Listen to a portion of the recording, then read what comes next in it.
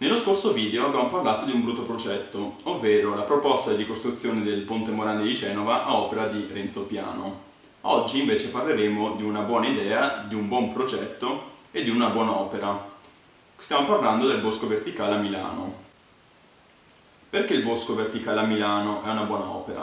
Perché oltre a essere funzionale e utile, si integra bene col contesto urbano circostante. Si colloca infatti nel quartiere Isola a Milano, dove ci sono molti grattacieli, tra cui la Torre Unicredit, l'edificio della Regione Lombardia, vicino c'è anche il Pirelli, il Pirellone.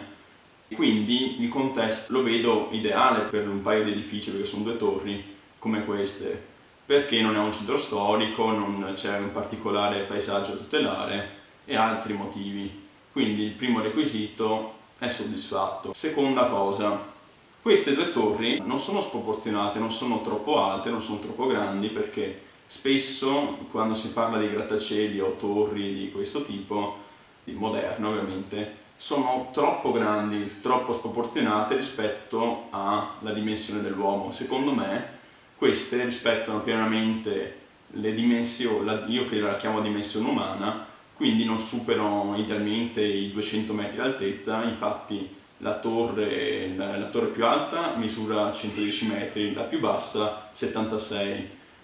Contate che la più alta è più bassa di 2 metri dalla torre del campanile di Cremona, della cattedrale, quindi è pienamente dentro i canoni, non è sproporzionata rispetto all'uomo.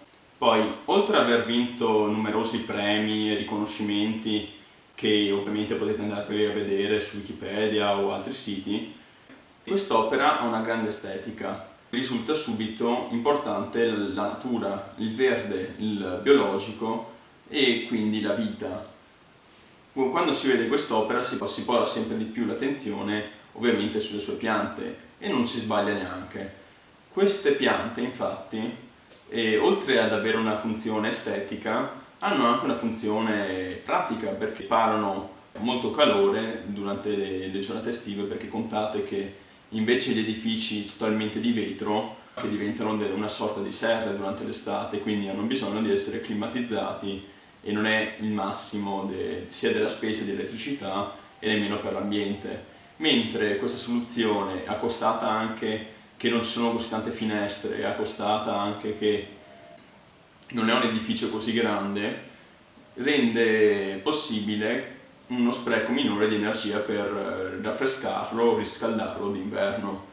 Oltre a questo, le piante provvedono anche a una sorta di micro ecosistema che provvede riparo a volatili, insetti, impollinatori, quindi è un'opera che porta vitalità. E oltre a questo ovviamente le piante riducono di un minimo, ma se una città fosse realizzata completamente come queste due torri, di certo l'inquinamento dell'aria, delle polveri sottili eccetera verrebbe sicuramente diminuito, perché le piante provvederebbero a catturare lo smog, polvere sottile eccetera. Detto questo, descriviamo un po' l'opera. Quest'opera esteticamente poteva essere ben più banale. Infatti i balconi originariamente, a quanto ho capito, dovevano essere disposti in maniera simmetrica, in maniera razionale e non sfalsati come adesso. E adesso i vantaggi di avere i balconi sfalsati, oltre a dare più dinamicità all'edificio, consentono a far crescere piante anche alte 9 metri volendo, e anche danno molto più importanza al verde